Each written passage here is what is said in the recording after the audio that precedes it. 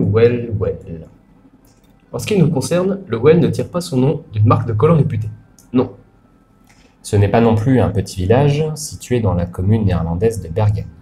Non, le Well, Bien, en anglais. c'est une certification américaine qui se penche sur le well-being. Bien-être, en anglais.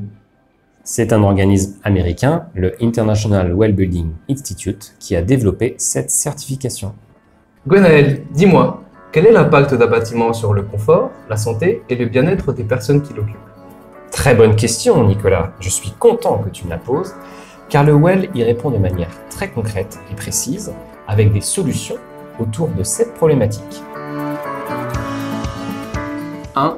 L'air. S'assurer par exemple que la qualité d'air est satisfaisante, qu'il n'y a pas de pollution particulière ou particulière, que les filtres sont performants, que les matériaux sont peu émissifs. 2. L'eau. Il y a bien une fontaine à eau à la cafétéria, mais l'eau est-elle contrôlée? A-t-elle bon goût? Peut-on inciter les gens à boire de l'eau? 3. La nourriture. S'assurer qu'il y a par exemple tous les jours des propositions de nourriture saine. 4. La lumière. S'assurer que les espaces de travail et de rencontre disposent de lumière naturelle et à défaut d'un éclairage artificiel performant.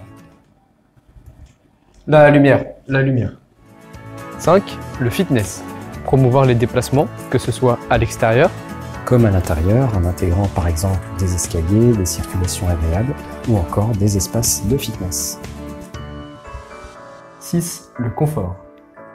Il s'agit de prendre en compte le confort thermique, le bruit ou encore l'ergonomie des postes de travail.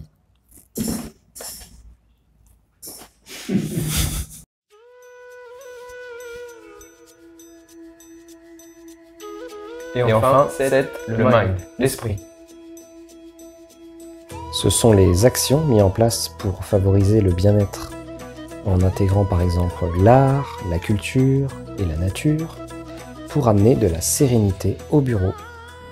Eh bien, comme vous le voyez, ça en fait des critères. Il y a au total plus de 100 features. Caractéristiques, en anglais.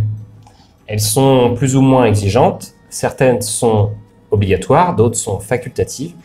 En tout cas, elles sont toutes prouvées scientifiquement. Des études prouvent que chacun des critères a un effet bénéfique concret sur la santé. Le Well peut être mis en place chez un promoteur ou propriétaire d'immeuble via le dispositif Core and Shell, sans avoir un excès d'ingérence chez les potentiels locataires. Et le locataire peut aussi le mettre en œuvre dans ses espaces privatifs sans perturber le propriétaire. Vous l'aurez compris, c'est une liste complète qui veut replacer l'humain au cœur des considérations.